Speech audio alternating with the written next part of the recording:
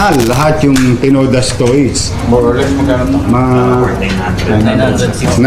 900,000. Pati martilyo, kinuha mo pa? Splice tools. Sulit sa 6 na oras. 900,000, 6 hours. Mali tayo ng career pinasok. Pero believe ako doon, no? 6 hours. Alam mo yung patience mo? Walang galawan yun, no? Ayan, si Gagamboy, mga kababayan. Ilang oras to naghintay? Ilang oras ka naghintay? Anim po. Ilan? Anim. Anim. Saan ba yung ano ko? 6 na oras. Ano ang style mo? Naghihintay ka sa Kisame? Opo. Paano ka nakakapasok sa Kisame? Nantay ko pa magsaramon. Tapos, papasukin mo yung mall. Opo. Gagamboy sa mall. Ayan. Bilib ako sa pasensya mo, ha? 6 na oras. Hindi ka nadidehydrate o may baong kang tubig? May baong kang tubig? Talaga? Ayun, no? Ayan, no? Bre mo, natutulog ang mga may-ari niyan. Naghahanap buhay ng tapat. Sila naniniwala na mayroong gobyerno sa Maynila na yung kanilang panindahan o paninda hindi mapeperwisyo. Ikaw talipandas ka, yan. Ginawa mo yan. Gagamboy. Kala mo sa pelikula lang, no? Siya po ay nahuli ng ating Manila Police District. Ang mga nakuha niya, ano yan? Cellphone. Ang dami ito nakuha eh. Nakadali ka pa ng 9,000? 9,500. 9,500. Ito yung petty cash nyo, no? Yung petty cash, revolving cash. Ba, pati martilyo, kinuha mo pa? Splice tools. Pero assorted pieces of cellphone. Dami, iPhone, sir? iPhone? Yes, sir. Jackpot sana, no? 11 yata ang iPhone, sir. 11 iPhone, sir. Talaga? May Samsung din. May Samsung. Jackpot ka. Magkano sir? 70,000? Oo, mahal toys. Ang iPhone, sir. Wala namang kayong second hand, no? Lahat brand new? Sa amin, wala. Very good. Huwag kayong magtitinda ng second hand sa Maynila. Ibig sabihin, mahal lahat yung Tinodas toys. More or less, magkano to? Mga 900,000. Sulit sa 6 na oras. 12 iPhone. Sarap kumita ngayon, no? Mga 6 na oras, may 900,000 ka kagad, oh. Tapos may sukli ka pang 9,000.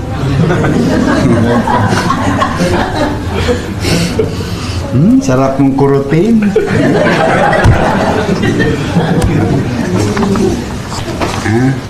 Sige. Huwag kayong maatras, ha? Huwag kayong papareg. Please, don't do it for yourself. Do it for others. Sa mga posible niyang next victim. Kaya ito panghuyo to. Kasi bire mo, alam mo yung ganyang klase na ng pagnanakaw, yung kayang maghintay, yung haba ng pasensya. Ibig sabihin to, talamak. Praktisado. May PhD. Master niya na eh. Kasi aral niya na yung lugar. No. Siya din daw po yung kumuha doon sa isang quantum din sa... Sabi rin? SM Manila. Sila... Dalawang beses na. Two crimes, sir. Eh, Pareho silang victim, quantum din. Kayo rin ang todas. Mukhang kabisado yung ninyo. Yung mga iniiwan ninyo. Mukhang kabisado kung kailan kayo magsasara. Mukhang kabisado kung saan ang butas. Mag-isip kayo maigi, mag-imbestiga kayo. Kasi kung nadalawahan na kayo, laruan yata yung kanila. Tapos nagtatago sila ng lamesa. Tapos nung magsarado, wala nang tao. Saka umakyat sa kabila. Yung kabila ang tinira yung kanilang mga tindahan. Pasalamat kayo sa Manila Police District na papatunay lang na may gobyerno na ang Maynila. Ito, masalimuot lang to kasi kaso.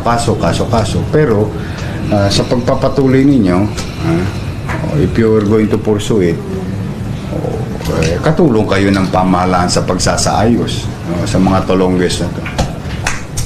900,000, 6 hours. Mali tayo ng career pinasok.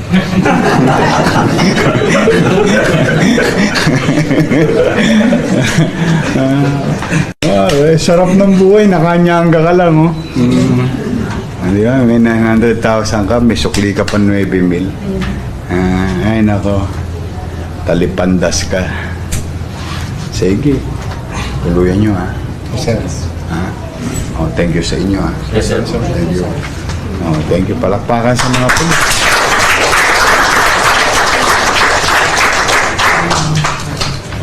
Wala ka bang baril? Wala. Kasi baka ibaba niya yung kamay niya. Sige, ingatan niyo yung mga yan. Iharap niyo sa husgado. Ako. Wala na, Junior. Wala na. Okay na, sir. Congrats, pare. Sir. Thank you very much. Thank you, sir. Palakpakan naman natin si...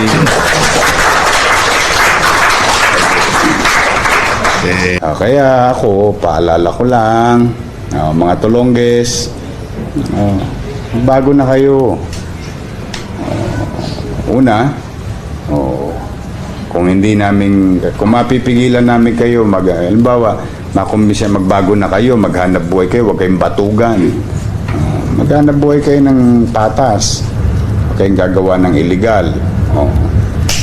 Pangalawa, kung di namin kayo mapigilan, makumbinsi, magbago na rin kayo ng address. Huwag dito sa Maynila. Ano lang saan nyo gusto? Huwag lang sa Maynila. Pero mas gusto ko yung nauna kong suwestyon. Magbago na kayo ng hanap buhay. May panahon pa. Sabi nga ng isang kanta, oras na, oras na. Ay nako, ikaw gagamboy Pero believe ako doon, 6 hours. Alam mo yung patience mo? Walang galawan yun, di ba? Pero ang sarap na trabaho noon, nakanyangga ka lang, 900,000 ka agad. Hindi pa nabusog, ano? Tingin ko ganun din na disgrasya niya dati. Dumalawa lang to no? Nasarapan. Ayan. Yan mga kababayan, ng buti ng CCTV sa inyong mga bahay, sa inyong labas ng tindahan, sa labas ng inyong bahay. Para na sa ganoon, nakakatulong namin kayo na mabigyan kayo ng hustisya. Ngayon, mga kababayan, pumanatag kayo. Kasalukuyan pong nagaganap. What we call eye in the sky. Binibigyan ko na kayo ng trivia. Mga kriminal, medyo bago-bago na.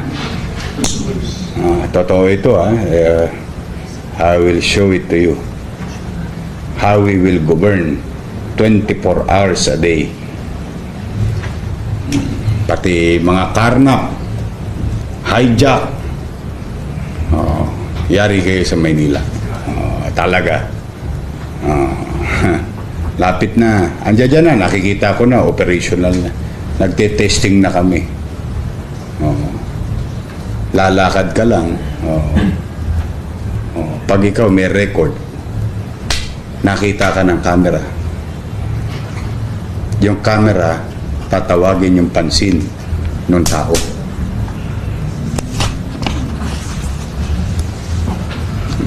Huli ka, balbon.